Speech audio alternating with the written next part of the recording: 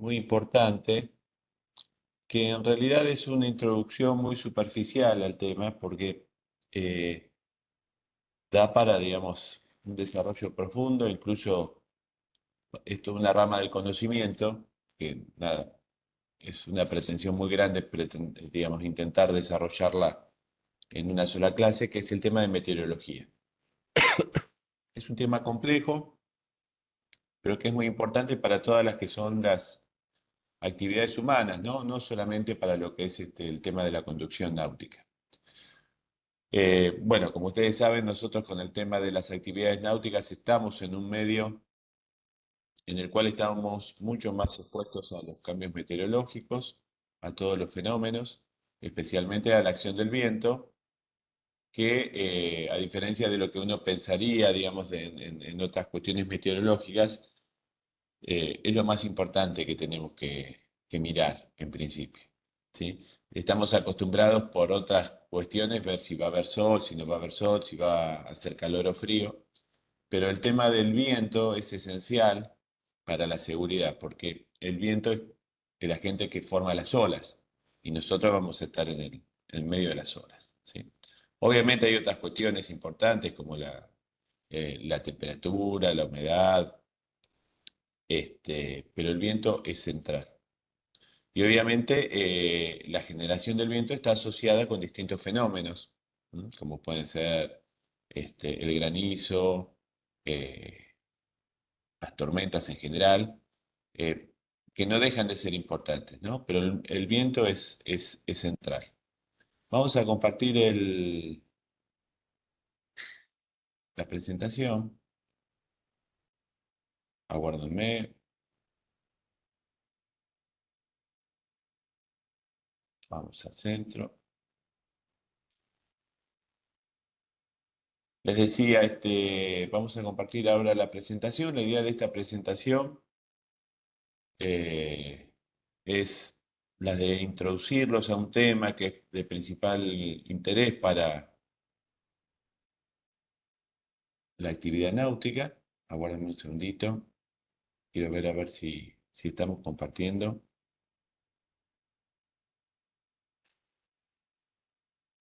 No me permite compartir. Aguárdenme un segundo, por favor.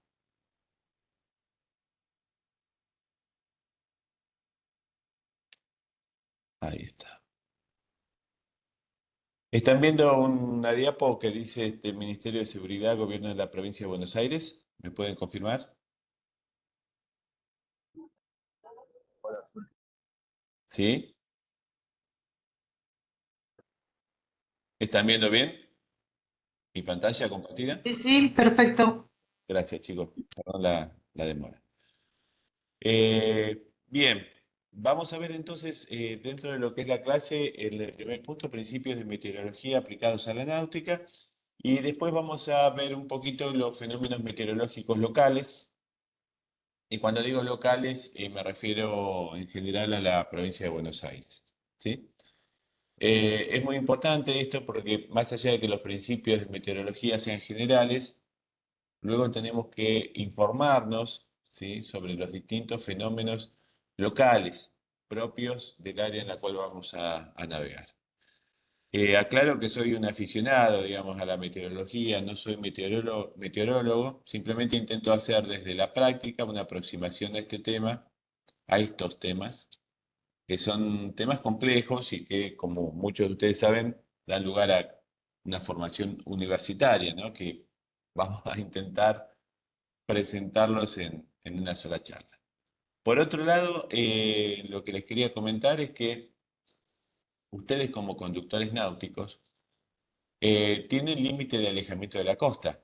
¿Sí? Recuerda que estábamos a 5 millas náuticas, veíamos la costa, cuando teníamos buena visibilidad, teníamos motores que nos permitían conducirnos a puerto más o menos rápido, pero por lo menos más rápido o en forma más directa que una embarcación que está navegando a vela.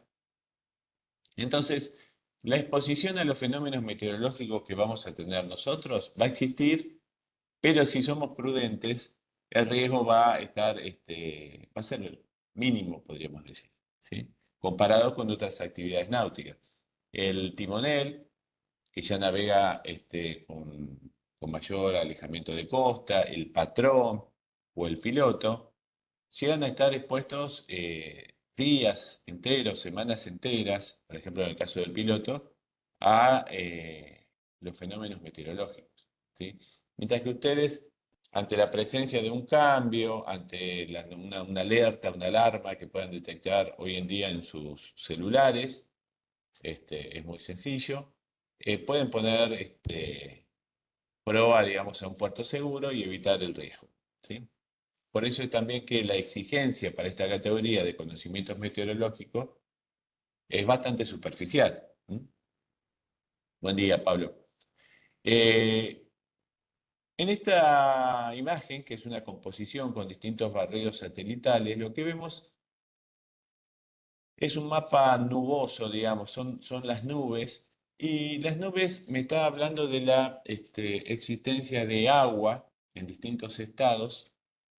¿Sí? Ustedes después les voy a comentar, pero digamos, básicamente esas gotitas de vapor de agua que condensa, satura, forma las nubes y también pueden estar formadas por cristales de hielo.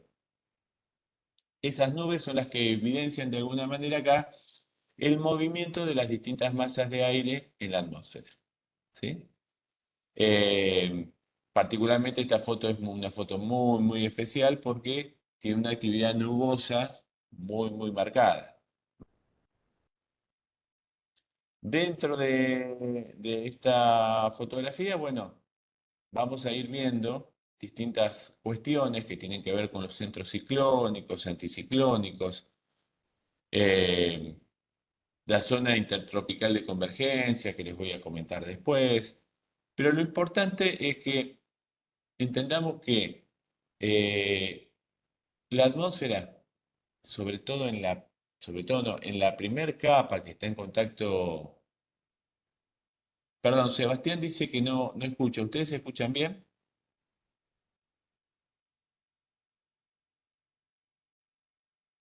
Hola. Sí, se escucha bien, ¿eh? Bien, bien. Bueno, perdón. Les decía, esta actividad que se da en lo que es la troposfera es la primer capa que está en contacto de la atmósfera, que está en contacto con la superficie terrestre y cuya altura ronda aproximadamente entre los 10 y 12 kilómetros, de acuerdo a la latitud del planeta. ¿Sí?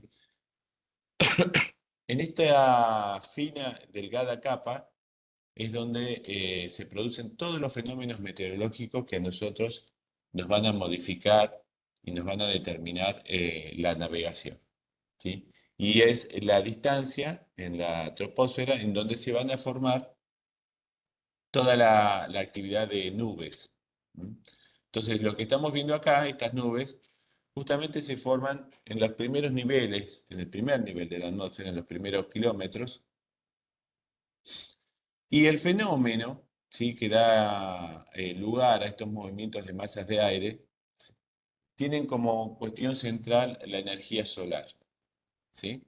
La energía solar. Tenemos que entender esto porque esto es lo que nos va a explicar los grandes fenómenos a nivel planetario, como también nos va a permitir entender los fenómenos locales, costeros. ¿Sí? Este movimiento de las masas de aire genera lo que se llama un ciclo convectivo, lo que es convección. Y el Sol, como dice aquí en este diapo, es el motor de estos cambios. ¿Sí? La energía solar llega al planeta, calienta la superficie terrestre, el aire que está en contacto con esa superficie irradiada se calienta y al calentarse comienza a ascender. Esto hace que genere, digamos, un vacío, una vacante en los niveles inferiores, porque el aire al calentarse se expande, la presión baja, el aire asciende, el aire caliente asciende y el aire frío, más denso, desciende y, digamos, de alguna manera concurre a esos lugares de baja presión.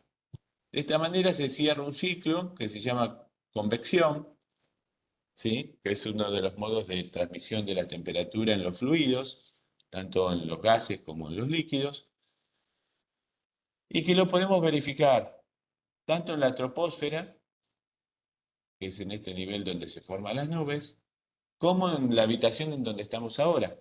Seguramente estamos ahora con una estufa, la mayoría de nosotros.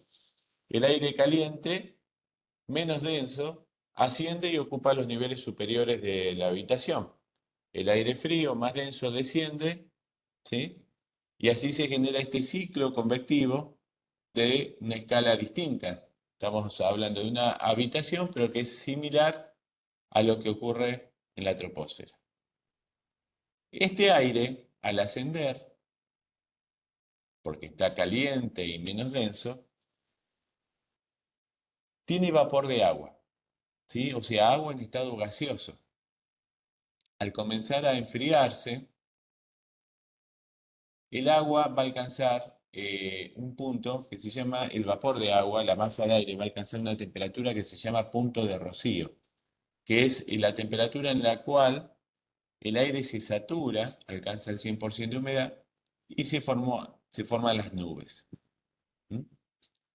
Entonces, fíjense que producto de este movimiento, de esta convección del aire, es que aparecen las nubes.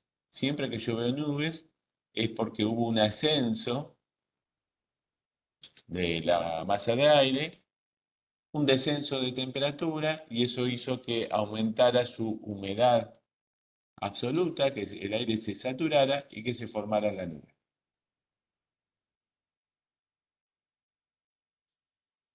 A medida que yo asciendo en la atmósfera, esto es a título informativo, porque nosotros nos vamos a mover siempre en náutica, por suerte, a nivel de las aguas, que generalmente es casi el nivel del mar, depende de donde yo me encuentre, en algún lago, laguna, puede cambiar, pero donde nos movemos nosotros,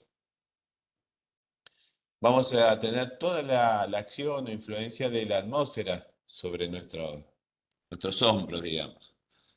La acción más directa que sentimos es lo que se llama la presión, ¿sí? La presión atmosférica. Yo recién les comentaba cuando veíamos este esquema, decíamos, la masa de aire se calienta, la presión disminuye porque el aire se expande y el aire asciende, ¿sí? Este fenómeno, dado por el calor, es similar al de un globo aerostático. El globo aerostático, para que ascienda, tiene un calentador que calienta una burbuja de aire y esa burbuja de aire asciende. Bueno, es exactamente lo mismo que pasa en la atmósfera. La atmósfera ejerce una presión sobre la superficie del planeta y sobre nosotros que se llama presión atmosférica. Esa presión atmosférica es el peso, por decirlo de alguna manera, de la columna de atmósfera sobre la superficie. A medida que ascendemos, ¿sí? En este caso, este eje sería la altura en kilómetros, a medida que ascendemos, la presión, que está medida en hectopascales aquí, es equivalente al milibar, va descendiendo, ¿sí? Desciende con una forma, digamos, constante, pero no lineal, que da una parábola. A mayor altura, menor presión. La temperatura, en cambio, desciende a medida que ascendemos en forma lineal. Este es el nivel de la atmósfera que nos interesa, los primeros 10 kilómetros. Y en esta capa desciende en forma lineal la temperatura. Una vez que excedemos los 10 kilómetros, que salimos de la troposfera, cruzamos la tropopausa y empiezan los niveles superiores de la atmósfera, fíjense que la temperatura no sigue descendiendo en forma lineal, sino que por el contrario, en algunas capas, como por ejemplo en la estratopausa, aumenta para luego disminuir, para luego volver a aumentar. Esto tiene que ver con fenómenos vinculados con la radiación, con la capa de ozono, etc. Nosotros vamos a recibir el resultado de todo lo que pasa a través de la atmósfera a nivel superficie, tanto en temperatura como en presión. Para eso podemos, aunque hoy en día con un celular estamos más que cumplidos, digamos, tener algún tipo de instrumental a bordo.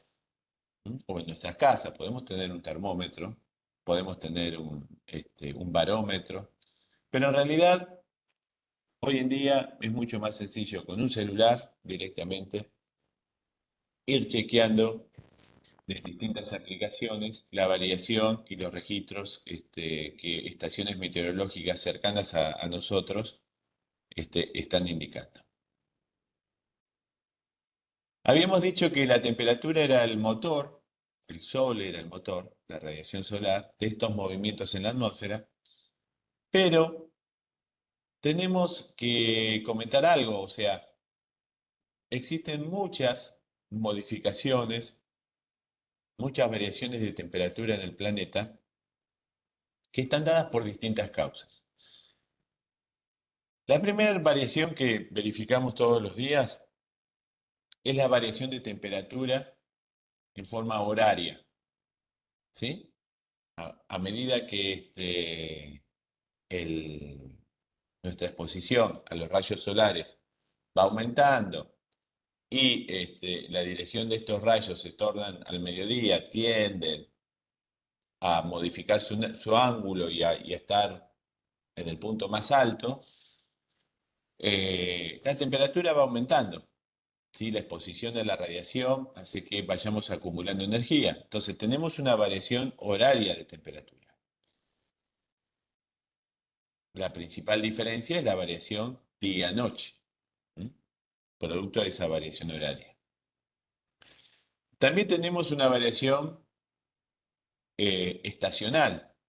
Esta ya es mayor, o sea, en el hemisferio norte, en este momento, están en una situación en la contraparte del hemisferio sur. Si acá estamos en otoño, ¿sí? En el hemisferio norte están en primavera, si aquí estamos en verano, en el hemisferio norte están en invierno. Eso está dado por la inclinación del eje terrestre. Entonces, en el planeta existen también diferencias de temperatura entre el hemisferio norte, el hemisferio sur, diferencias horarias, diferencias entre el día y la noche, y a su vez, en el mismo hemisferio, ¿sí? Yo tengo diferencias dadas por la latitud. El mismo día del año, a la misma hora, en la misma estación del año, por ejemplo, estamos en invierno, ahora, la diferencia de temperatura entre Ushuaia y Brasil, ¿m? Correspondiente en el mismo uso horario, si tomáramos, va a ser notoria, ¿sí? Y eso tiene que ver por la diferencia dada por la latitud. Lo que intenta mostrar este esquema es un poco eso, decir, bueno, a medida que la latitud aumenta, a medida que aumenta me acerco a los polos, ¿sí? Por la forma del planeta, el ángulo con el que llegan los rayos solares es diferente al del ecuador, que llegan casi perpendiculares, y además la superficie irradiada, este óvalo que se ve acá, prácticamente duplica la superficie del ecuador, con lo cual la misma energía se va a distribuir con un ángulo distinto en una superficie mucho más grande, resultando que en el ecuador se van a alcanzar mayores temperaturas que en los polos. ¿Sí? Entonces tenemos diferencias por latitud, diferencias horarias, diferencias del día y la noche, diferencias por hemisferios, y también tenemos diferencias por superficie irradiada, ¿sí? Porque esos rayos solares que caen en mi casa pueden pegar en la terraza, es una losa de hormigón, o pueden caer sobre una pileta, un espejo de agua, o pueden caer sobre un jardín con árboles. Las temperaturas, el modo en el que acumulan la energía y cómo la devuelven a la atmósfera de estas superficies es distinta. Y eso también va generando pequeñas diferencias de temperatura locales. Es lo que ocurre en las proximidades de los ríos, de las lagunas, en las grandes ciudades rodeadas de algún espacio verde, ¿sí? empiezan a aparecer diferencias de temperatura entre el núcleo urbano y la periferia, entre la costa con agua y la playa o la ciudad, que van generando también movimientos de las masas de aire. Hoy veíamos una imagen satelital donde se veía todo el barrido satelital, perdón, y en esta imagen lo que vemos es una imagen bastante más tranquila, más discreta, pero podemos apreciar, por ejemplo, en esta zona donde yo estoy moviendo ahora el mouse, toda una línea de nubes, toda una línea de nubes que da la vuelta al mundo. ¿Lo ven? Esta línea tan clara que aparece acá, por aquí aparecería otra, no tan clara, más difusa, y quizás por aquí otra. Esta zona media se llama, es considerado como el ecuador térmico, ¿sí? Y es la zona intertropical de convergencia, se llama. En realidad es una línea que es considerado el ecuador térmico. Cuando es verano en el hemisferio norte, esta línea de nubes tiende a irse al norte, cuando es verano en el hemisferio sur, tiende a irse al sur. Y me está hablando de una línea de bajas presiones. ¿Se acuerdan que decíamos? Donde hay baja presión, el aire asciende, al ascender se enfría, al enfriar se satura, el vapor de agua condensa y forma las nubes. Quiere decir que si yo veo una línea de esta manera, es una línea de baja presión. A escala planetaria. Esas líneas a escalas planetarias o esos movimientos convectivos a escala planetaria también pueden ser a pequeña escala. Un ejemplo de la pequeña escala es lo que está intentando mostrar estos gráficos que hablan de las brisas de mar o brisas de río, y que tiene que ver con el movimiento de la masa de aire conforme al calentamiento diurno o al enfriamiento nocturno. Los días que no está pronosticado viento, uno ve en las distintas plataformas, en los distintos pronósticos que no va a haber viento, quizás vamos a la costa y hay una brisa después que se pone el sol, ¿sí? Se levanta una leve brisa, o después de amanecer, y eso está dado por la acción del sol. El sol al amanecer calienta tanto el agua como la costa, pero si la costa es de piedra, de arena, y esto ustedes lo han experimentado cuando, no sé, van a una playa y se quedan descalzos y se queman los pies, existe una diferencia térmica marcada entre la arena irradiada por el sol y el mar. Esto va haciendo, ¿sí?, que se genere un movimiento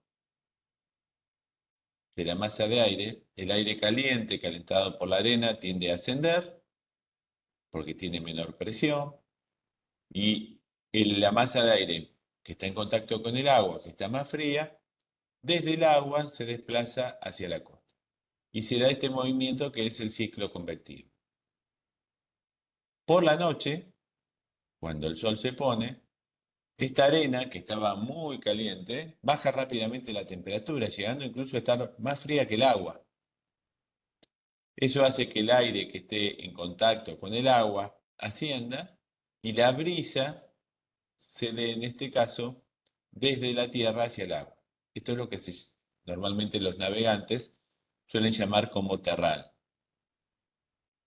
Simplemente lo pongo para que vean, ya se vayan metiendo dos fenómenos, el terral y virazón, se llama, en realidad el nombre meteorológico son brisas de mar o brisas de río, y ocasionan estos movimientos de masa de aire por la diferencia de temperatura entre la costa y el agua. ¿Mm? Recuerden que esto que estamos viendo acá, estas brisas de costa, las experimentamos cuando no va a haber viento. Porque si hubiera ya un leve viento, estos son brisas leves. Si hubiera alguna situación sinóptica, como por ejemplo, por decir algo, la sudestada, un nortazo, un pampero, estas brisas yo no las percibo. Esto lo percibo cuando están pronosticados que no va a haber viento y sin embargo yo voy a la costa y veo que hay viento. Bueno, eso se llaman brisas de costa o brisas de mar y está dado, como decía, por el movimiento de la masa de aire, por la convección que genera el sol y la diferencia de temperatura entre el agua y la costa. ¿Mm? Estos son los movimientos, simplemente para que se vayan familiarizando con estas cuestiones. La masa de aire frío en contacto con el agua tiende a meterse. Sobre la costa el aire caliente asciende. Obviamente si asciende se va a ir enfriando y se van a formar nubes sobre la costa. ¿Mm? Esto es, por ejemplo, una especie de corte en el cual vemos el Río de la Plata, RA República Argentina, ROU República Oriental del Uruguay, Río de la Plata en el medio. Y lo que veíamos es que al aparecer el sol, las costas, tanto de Argentina como de Uruguay, se calientan, el aire que está en contacto con esas costas tiende a ascender, formando al ascender nubes sobre las costas y estando despejado en el centro del río. A su vez se da un eje en el centro del río a partir del cual se generan brisas hacia ambas costas. Este fenómeno que se da en el mar, se da en el río también, se da en los grandes lagos. Este es un lago en la Patagonia, en donde también se puede ver, ¿no? El centro del lago despejado y toda la costa sin nubes, y vemos en forma paralela a la costa que comienzan las nubes. ¿Por qué? Porque el aire comienza a calentarse al tomar contacto con la tierra y empieza a ascender. Cuando asciende, es que por enfriamiento al ascender, ¿sí? Aumenta su cantidad, su porcentaje de humedad, se satura, alcanza la temperatura de rocío, se satura y se forman las nubes. Este es el ciclo contrario que se da durante la noche. Y si el ciclo es contrario y se da durante la noche, la actividad de nubes más importante con esta brisa, con el terral, va a ser la inversa. No van a estar las nubes sobre la tierra en ambas costas, sino que en este caso estarían en el centro del río. Lo que vemos acá son justamente brisa de tierra o terral, una foto satelital, y lo que estamos viendo aquí en el centro del río, donde yo estoy moviendo el mouse, ven que hay como una línea con nubes. Bueno, justamente porque está soplando desde ambas costas hacia el centro del río. En el centro del río tengo una línea de baja presión y el aire está ascendiendo y formando las nubes. Fíjense que al ascender el aire forma las nubes y lo que ocurre acá en el eje, en el centro del río, es exactamente lo mismo que ocurría en escala planetaria, simplificando mucho el tema, pero digo, ese movimiento convectivo, en ese ecuador térmico que veíamos hace un rato, que veíamos una línea con nubes que daba la vuelta a todo el planeta. Otro tema, para seguir complejizando un poquito el tema, es mucho para una sola clase, pero bueno, es una presentación para que después el más curioso o curiosa o el que tenga interés pueda profundizar. Las masas de aire al moverse tienden a desplazarse. En el hemisferio sur tienden a desplazarse hacia la izquierda, en el hemisferio norte hacia la derecha, al desplazarse. Y eso se da por un efecto dado por la rotación de la Tierra, que se llama efecto Coriolis. El efecto Coriolis afecta a todos los fluidos y es lo que da el sentido de giro, de rotación a los tornados, a los huracanes, a los remolinos, ¿sí? Y tiene que ver con la desviación que sufren las fuerzas en cada uno de los hemisferios por el efecto de rotación terrestre. Esto lo comento porque en realidad es lo que origina también la desviación de las masas de aire cuando empiezan a desplazarse. Y producen, al ascender, ¿sí? Una especie de, vamos a decir, de tirabuzón, no quiero usar la palabra remolino, si van describiendo a medida que van ascendiendo una suerte de movimiento, ¿sí? Como si fuera un helicoide, que tiene que ver con el hemisferio en el que se encuentra. ¿Mm?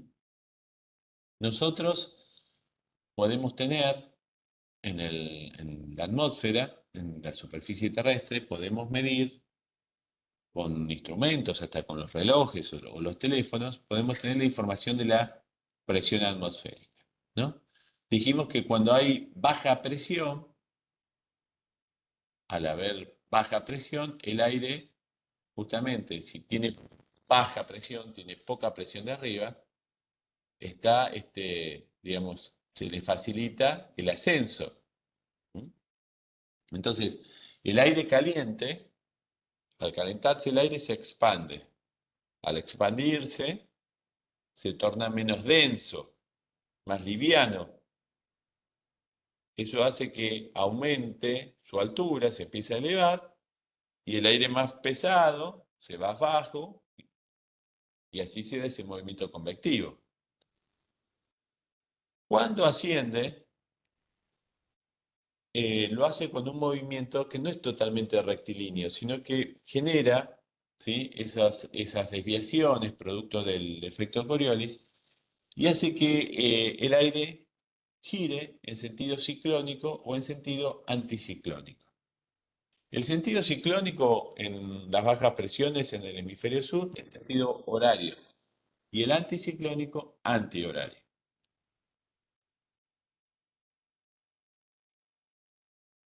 Acá lo vemos claramente, ¿sí? Entonces, fíjense, en el hemisferio sur, un centro de baja presión, la L quiere decir bajo en inglés, low, ¿sí? En el hemisferio sur tiene sentido horario, les decía, y en el hemisferio norte sentido contrario, antihorario. Nosotros, como estamos en el Río de la Plata, tenemos que recordar que en los centros de baja presión el aire gira en sentido horario y en los centros de alta gira en sentido antihorario. Esto es por el efecto Coriolis. En algunas aplicaciones, como por ejemplo el Windy, ustedes van a ver que aparecen unas líneas dibujadas, ¿sí? Esas líneas dibujadas son isobaras. Las isobaras son líneas que intentan unir puntos con igual presión atmosférica, ¿sí? Quiere decir que todos los puntos que están sobre esta línea tienen 1020 hectopascales. Todos los puntos que están sobre esta línea tienen 1026. Todos estos tienen 1017. Entonces, a mí me permite detectar eso, ese estudio que hacen los meteorólogos, ese pronóstico, dónde van a estar los centros de baja presión, acá está identificado con la B larga, y los centros de alta identificados con la letra A. ¿Sí? Entonces yo puedo decir que en un centro de baja, el sentido de rotación del aire es sentido horario en el hemisferio sur y en los centros de alta es antihorario en el hemisferio sur. Esta es una situación, es una foto instantánea de un momento dado. Fíjense, en ese momento particular, para el hemisferio sur, para la parte sur de América, ¿ven? Está la Patagonia, Tierra del Fuego, las Malvinas, la Antártida por acá. Estos tres barcos que están dibujados están navegando con rumbos totalmente distintos. Sin embargo, los tres tienen o van a tener el viento por proa, el viento de frente. ¿Y eso por qué está dado? Bueno, por el sentido de giro dado por estas masas de aire. ¿Se entiende? El movimiento de las masas de aire, si bien no es exactamente, tiene una diferencia en grados con estas líneas, podríamos decir que intenta seguirlo, ¿Mm? A nivel superficie tiene una diferencia, no es exactamente igual, ¿sí?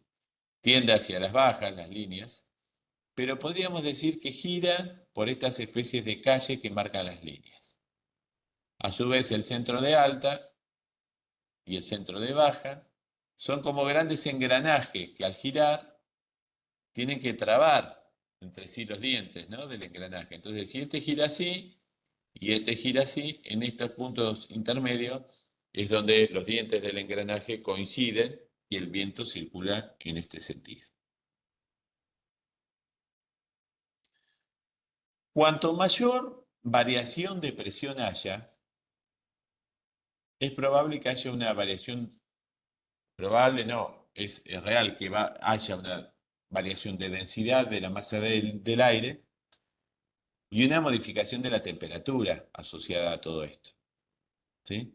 Entonces, cuando veamos las líneas, las isobaras más juntas en un modelo de pronóstico, como por ejemplo en este caso, que están muy juntas, vamos a tener mayor intensidad del viento. ¿Por qué? Porque vamos a pasar de una situación de alta presión a una situación de baja presión en una distancia menor. Eso se llama gradiente de presión o gradiente bárico. Y es lo que origina lo que se llama viento gradiente.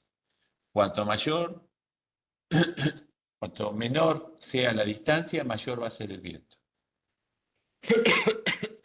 Perdón.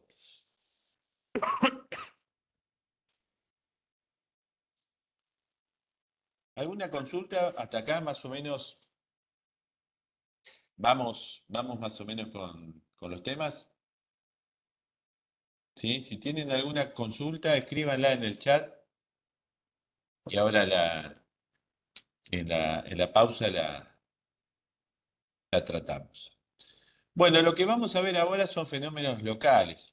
En función de esta presentación muy superficial que les hice de los fenómenos meteorológicos, vamos a intentar ver cuáles son los fenómenos meteorológicos locales en el Río de la Plata o incluso en la provincia de Buenos Aires que experimentamos, a intentar entender cuáles son las causas a nivel regional o incluso del hemisferio que originan esa cuestión local, ¿sí? Porque si nosotros hacemos el esfuerzo y en lugar de ver lo que pasa en un punto, como nos da la información Winguru, ¿sí?, que algunos lo consultará seguramente,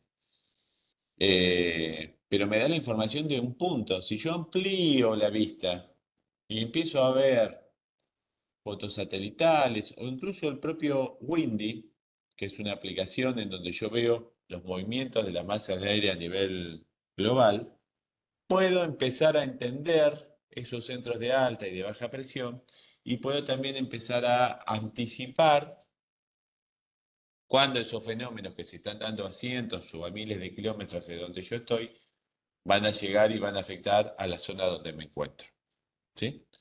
Lo que estamos viendo acá es una foto de la costanera del Río de la Plata durante una sudestada, ¿sí? La sudestada es uno de los fenómenos locales más conocidos que afecta no solo a los navegantes, afecta mucho a todas las localidades, las poblaciones ribereñas, costeras, porque justamente la provincia de Buenos Aires, por ser tan plana su superficie, ¿sí?, la Pampa al ser tan plana, un aumento de nivel de 2 metros en el río produce una inundación kilométrica en cuanto a superficie, muy, muy importante, dejando ciudades bajo el agua, ¿no?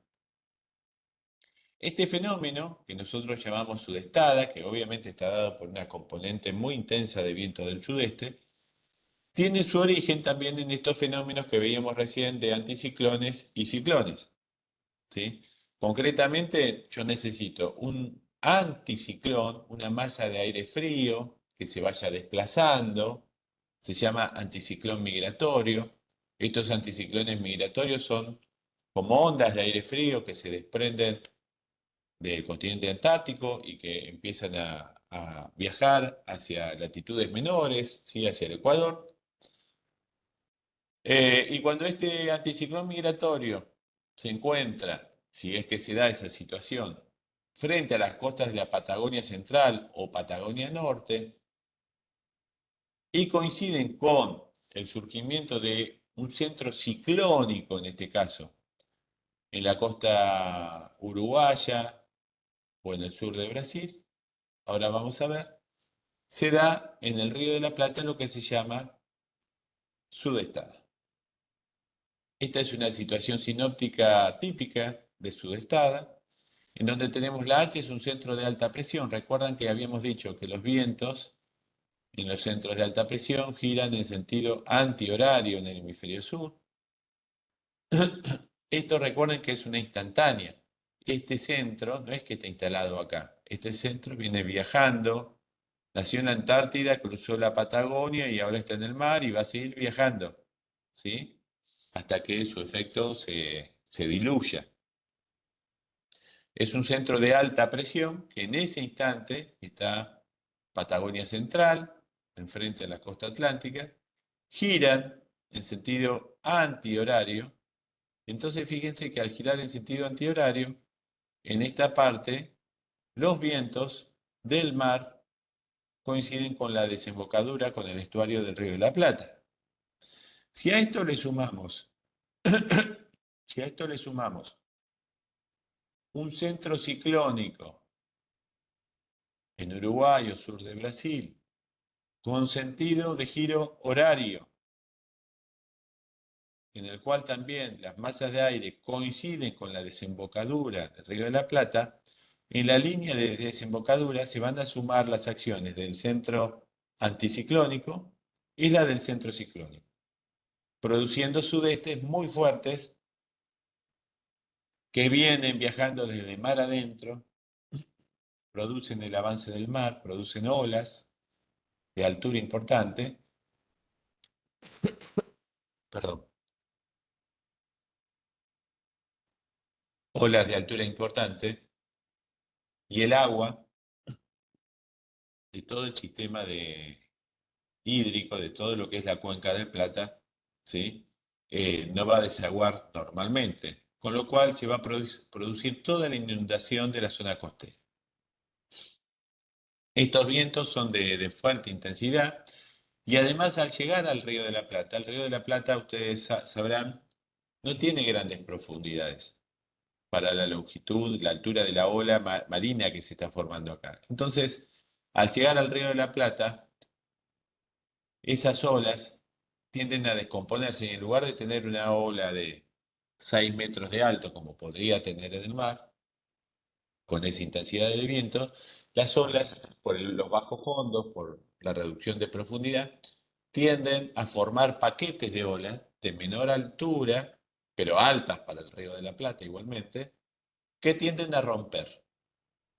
No son ondas largas como la onda de mar, sino que son paquetes de olas altas para lo que es el río que tienden a romper. Eso es el producto del viento del sudeste. Con lo cual se dificulta mucho nuestra actividad, que es la navegación.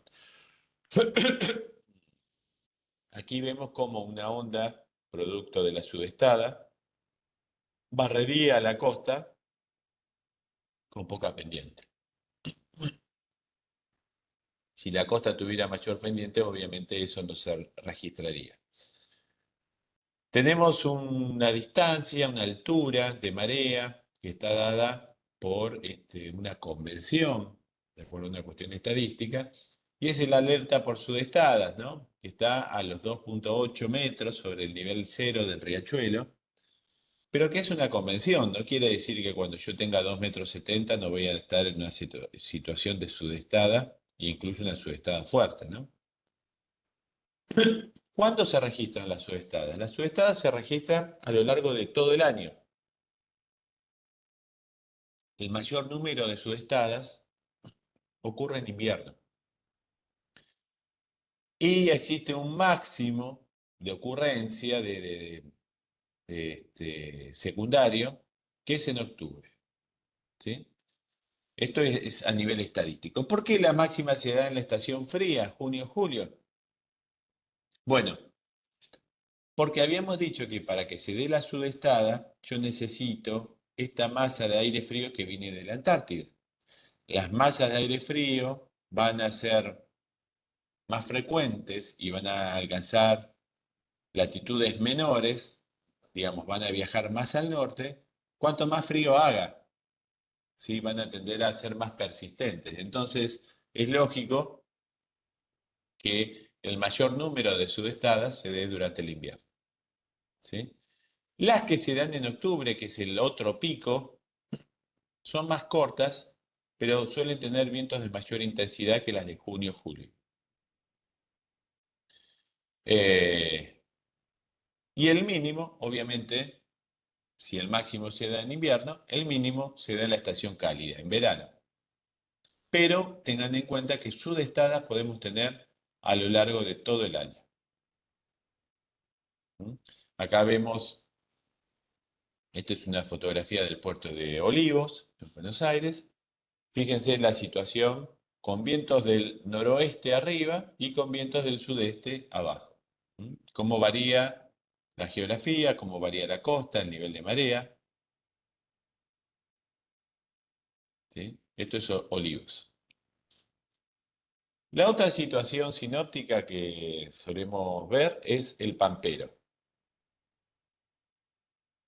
El pampero, como algunos meteorólogos comentan, es un viento que se lleva a las nubes, es un viento bueno, digamos, el tiempo mejora, pero lo que es crítico para la navegación es el pasaje inicial de ese pampero, es cuando el pampero nos alcanza, ¿sí? Es ese frente que va a pasar y después la condición va a mejorar rápidamente, pero ese pasaje es lo que tenemos que tener cuidado y algunos llaman como pampero náutico a eso, ¿sí?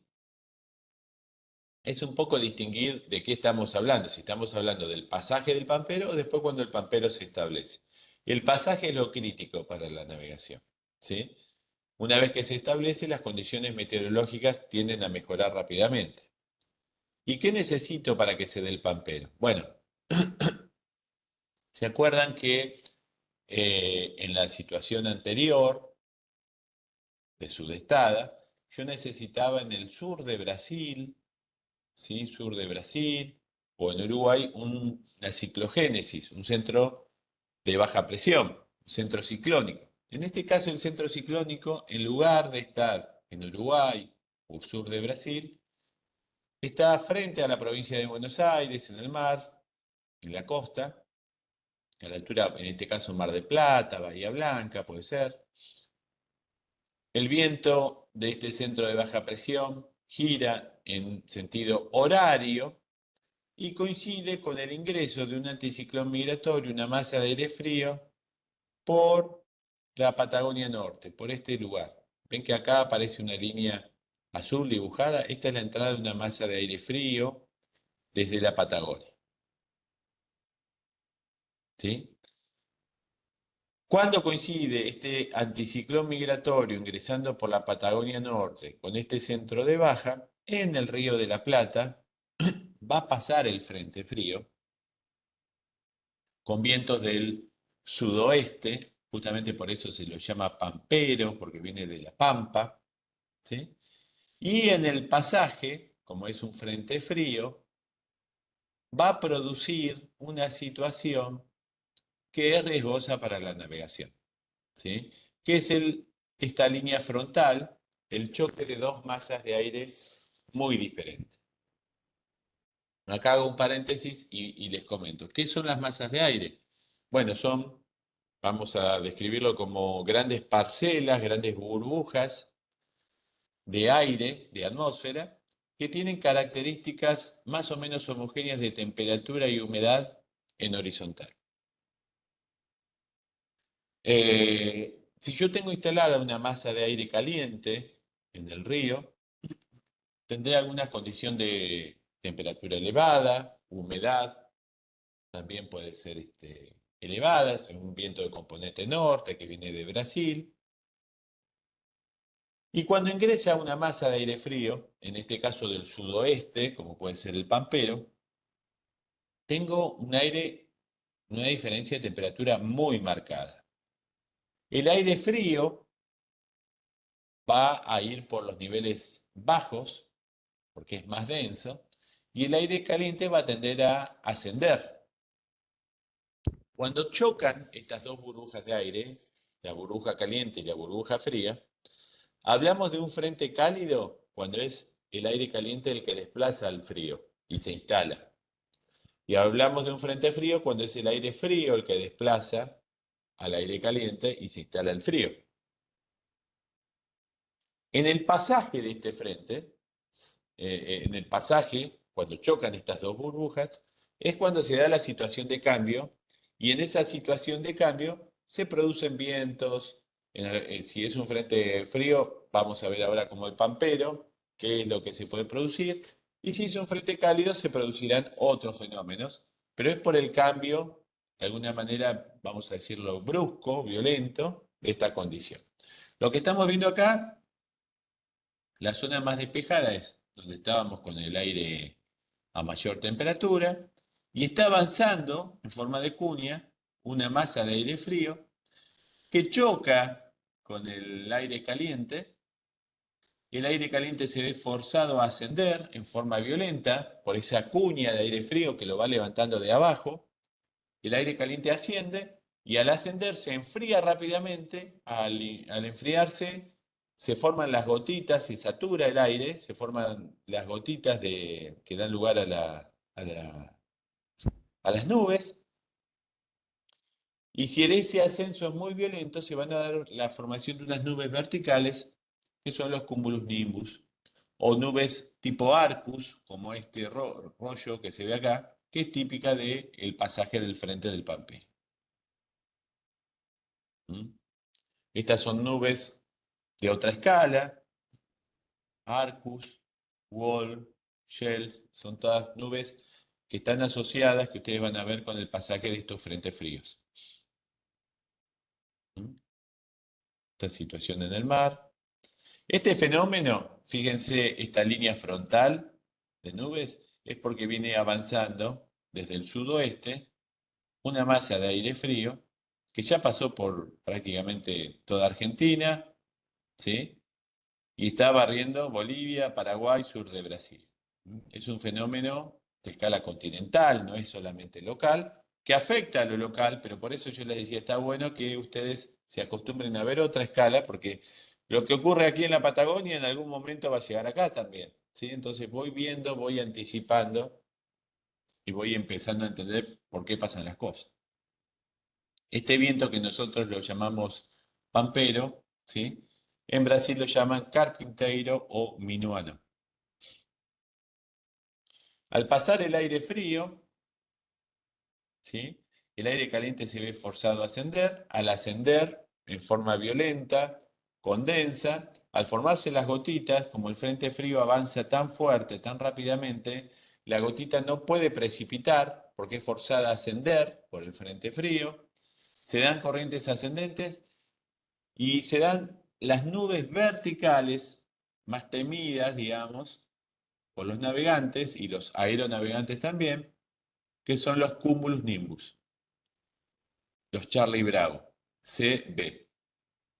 Estas nubes son nubes de desarrollo vertical que alcanzan los 10, 12 kilómetros, que dan origen a las tormentas eléctricas, ¿sí?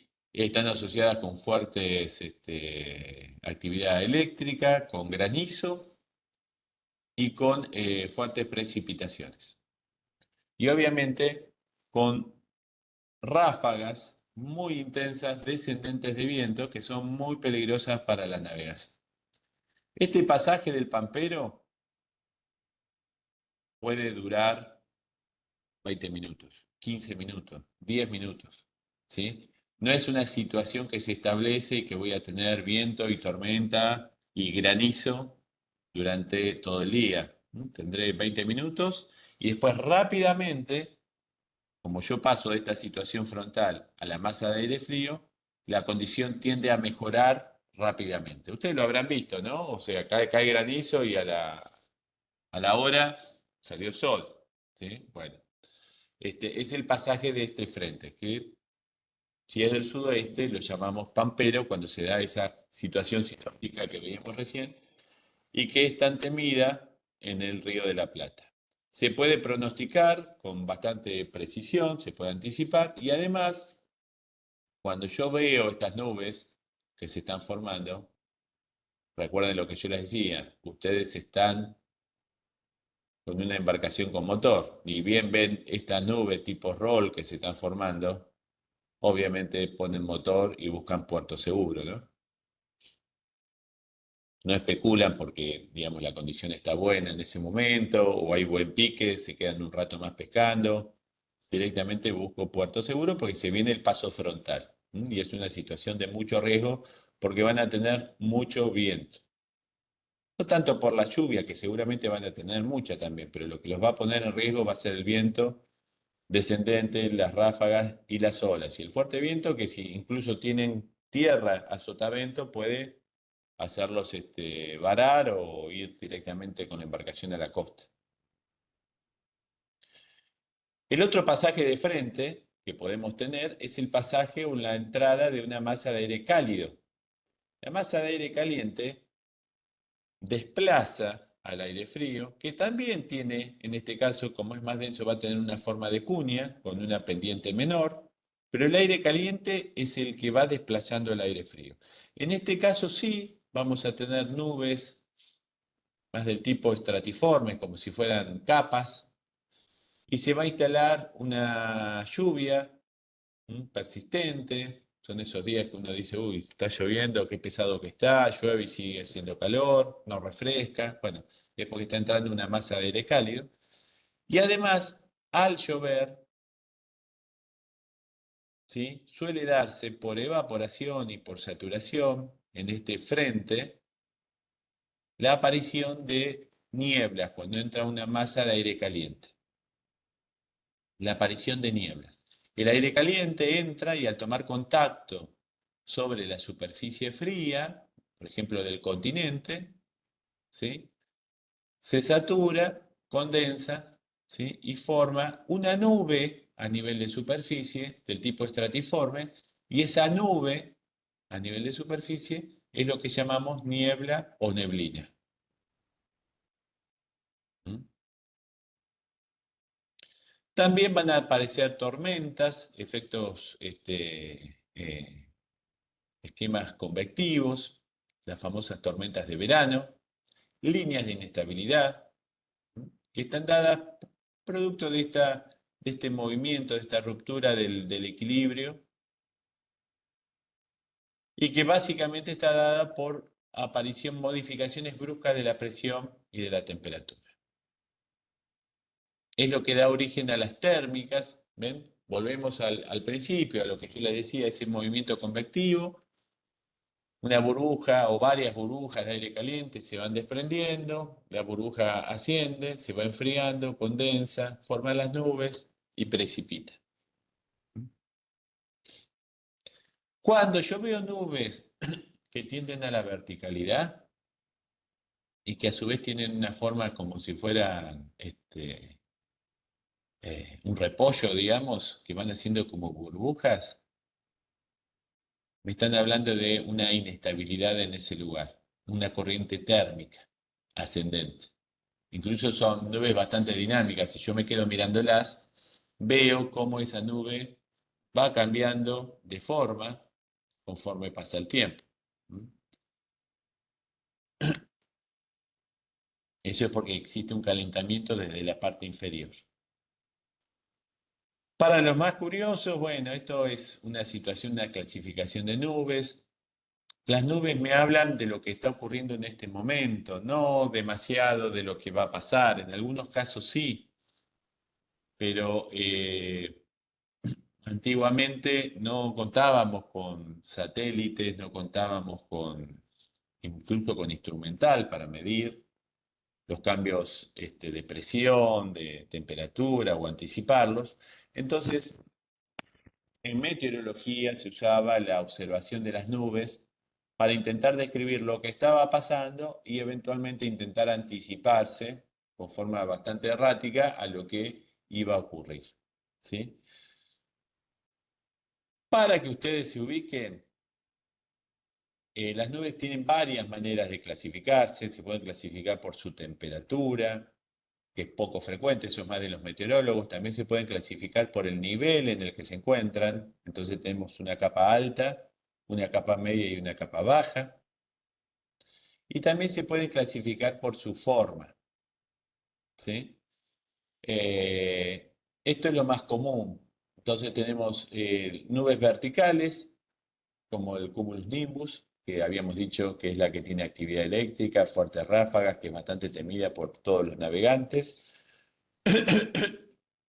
Tenemos las nubes tipo Arcus, Shelf o Wall, que son las que habíamos visto, las que van asociadas con el paso frontal, ¿sí? Como la entrada de un frente frío. Tenemos nubes tipo capas, que son los estratos o stratus, las nubes estratiformes, que son como, ven como aparece acá la capa 2, la nube 3, la nube 4, son mantos, o los 1, son mantos, capas, son esas nubes que uno ve y que no le puede encontrar el borde a la nube, que se ve gris todo el cielo, con distinta intensidad, pero bueno, eso tiene que ver con la densidad y la altura de la nube, bueno, esos son estratos.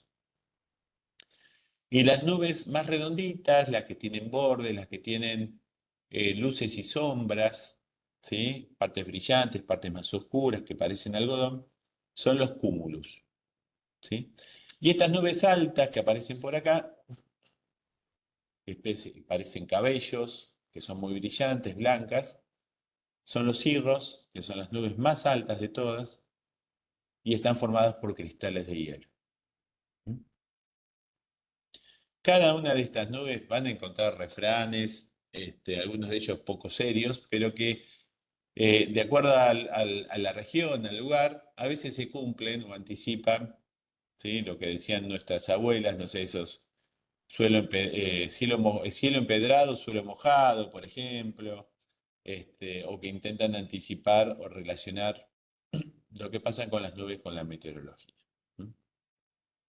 Lo importante es que sepan ustedes, que recién lo veníamos charlando, es que estas nubes tienen que ver con cambios de presión, con movimientos de la masa de aire, y que si tengo una actividad muy marcada es porque tengo una variación de presión muy marcada. Y esa variación de presión está asociada con vientos, ¿sí?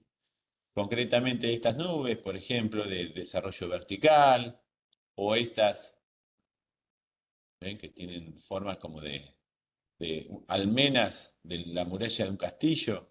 Bueno, me están hablando de líneas de inestabilidad, de bajas presiones. Ahí tengo que tener cuidado porque van a estar asociadas con vientos. Después van a ver en los libros, si a alguno le interesa, que para describirlas mejor, empiezan a asociarlas con palabras en latín, de acuerdo a la forma. Lenticulares porque parecen lentejas, castellatus porque parecen castillos, etcétera, etcétera, pero es parte de una clasificación muy extensa y es una especialización dentro de lo que es meteorología, ¿sí? Que está cayendo, no digo en desuso, pero que antes era muy importante y ahora no tanto. Las nubes que yo les decía que son temidas por todos los navegantes son las nubes verticales, que tienen que ver con el pasaje de este frente frío, esta diferencia térmica marcada, que son los cumulus nimbus. Pueden tener entre 10 y 12 kilómetros de altura. Cuando llegan a la parte superior, se achatan en el nivel de aproximadamente 10, 12 kilómetros, que es el nivel de donde alcanza la tropopausa, y se forma esta forma que se llama yunque. En el estadio inicial se forman las gotitas de agua que condensan, pero que por las corrientes ascendentes no pueden precipitar.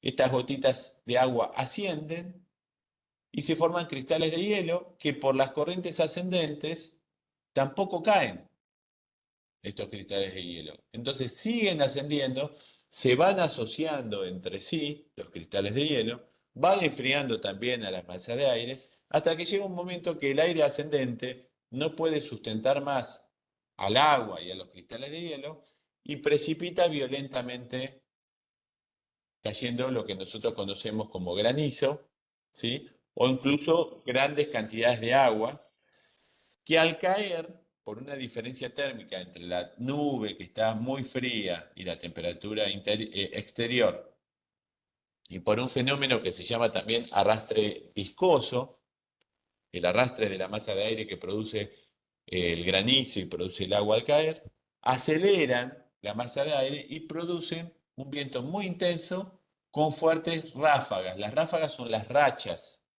¿sí? O sea, yo tengo un viento intenso, por ejemplo, de 20 nudos y de golpe me entra, la variación del viento pasa de 20 a 45 y a los 10 segundos vuelve a 20. Bueno, eso es una racha, una ráfaga. Fuertes rachas descendentes que son muy peligrosas para todo tipo de navegación. Esas nubes verticales, cuando yo las veo desde abajo o estoy cerca de esas nubes, pueden darse asociadas con estas otras que desde abajo yo las veo que se llaman mamatus. Bueno, esto es lo que anticipa ya estoy prácticamente sin posibilidad de escape acá de las rachas, ¿no? Me va a agarrar seguramente este fuerte viento. Así que tengo que buscar seguridad, me tengo que proteger. Este paso de una tormenta móvil, la nube vertical que veíamos. Este es el nivel de congelamiento. Cuando la nube asciende por arriba de los 0 grados, empiezan a aparecer los cristales de hielo que yo les comentaba y se forman las piedras. Por diferencia, por fricción, se dan, en este caso, las fuertes tormentas eléctricas. ¿Sí? Bueno, esto simplemente para mostrarles los cigarros, los rolls, las distintas nubes de paso de frente, que se van dando en distinta escala.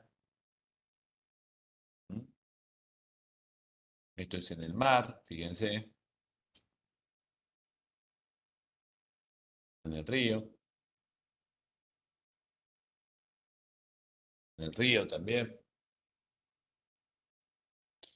Y acá les comento rápidamente, y con esto vamos terminando, el fenómeno de las nieblas y neblinas, que pueden estar asociadas con viento, no necesariamente las nieblas se dan en condiciones de poco viento, y tienen que tener en cuenta que es una nube de tipo estratiforme a nivel del suelo.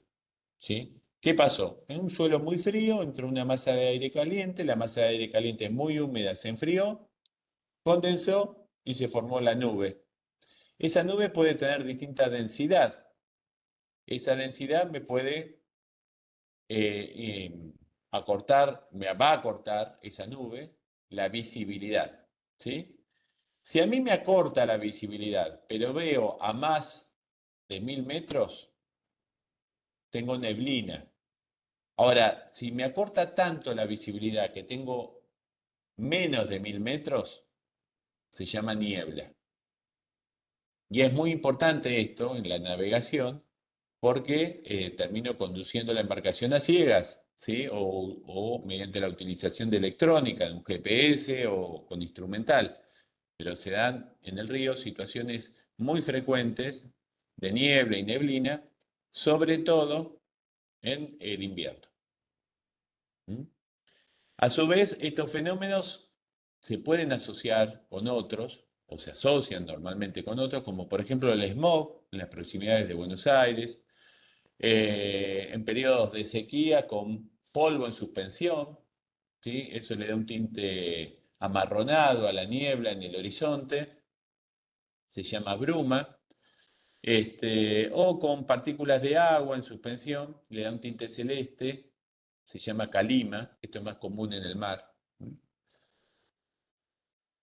Eh, y tenemos la formación de nieblas de distinto tipo, ¿sí? En este caso son nieblas de radiación o radiativas que se dan en los suelos fríos, en las noches eh, calmas, por ejemplo, en donde el aire se enfría y en los niveles bajos, donde hay mayor humedad, zonas anegadas por evaporación, se producen lo que son las nieblas radiativas, O las nieblas en los bajos. Ustedes habrán visto en las zonas inundables, en los riachos, en esas noches tranquilas de invierno que se forman nieblas. También se dan estas nieblas en los valles, zonas de montaña. También se dan por orografía. ¿Qué es por orografía? Bueno, en la ladera de una montaña, por ejemplo, una masa de aire caliente y húmedo se ve forzada a ascender porque se encuentra con la sierra y al ascender se enfría, aumenta su humedad y se forma la nube sobre la ladera de esa serranía. Eso es una niebla o nube estratiforme. De la misma manera, en invierno, si el suelo está frío e ingresa desde el mar, una masa de aire cálido y húmedo, al enfriarse esa masa de aire se forma la niebla y forma justamente una nube, como en este caso, que acompaña toda la costa, ¿ven? En el agua no hay niebla, pero sí sobre la tierra que está más fría. También se da en el pasaje, como veíamos hoy, la entrada de una masa de aire cálido, por evaporación y saturación del aire. Y acá distintos estados de niebla, distintos cursos, ríos, lagos y demás. Este caso también es un caso extremo que no lo van a utilizar ustedes como conductores náuticos, pero lo puse como para que vean que la niebla no siempre va asociada con momentos de calma. Estas se llaman humos de mar y es justamente cuando la evaporación del mar, que podrá tener una temperatura en altas latitudes, estoy hablando, cerca de la Antártida, 5 o 7 grados el agua, pero el aire está a -10. Entonces, rápidamente cuando se evapora el agua de mar, eh, está tan frío el aire que tiende a condensar rápidamente y desde el agua yo veo como si saliera humo, que es vapor de agua en realidad. Ese vapor se forma porque el aire está helado y rápidamente se satura. Entonces veo como humo que sale del agua y este fenómeno se llama humos de mar y da origen a nieblas, ¿no? Esta es la típica niebla en el Río de la Plata, con poco viento, sí, en algunos casos. Y este es un fenómeno que cada vez lamentablemente es más frecuente, que es la asociación de la niebla con smog o con humo. Y en este caso, en el año 2018, pero a principios de este año o el año pasado hubo también un fenómeno similar. Por incendios forestales, incendios de campo, se asocia químicamente, digamos, el humo con la niebla y se forma una niebla muy, muy densa que no se dispersa con facilidad y que es muy persistente. Esto fue en abril, el 15 de abril del 2008, y generó, digamos, una niebla que duró casi 48 horas. No sé si alguno recordará en la zona, pero fue un fenómeno muy, muy, muy importante. Y que afecta mucho a la navegación porque en ese caso los puertos, entrada y salida a puertos, se cierran. ¿Y qué quiere decir que se cierra? Que si estoy navegando, me tengo que quedar afuera, no puedo ingresar, salvo que esté en emergencia. Entonces es muy importante prevenirlo para navegar con seguridad y para evitar esas situaciones que pueden ser realmente muy, muy incómodas. Muy bien, con esto terminamos entonces la charla de hoy. Voy a detener la grabación. Bueno, acá no sé si la puedo detener. Voy a detener.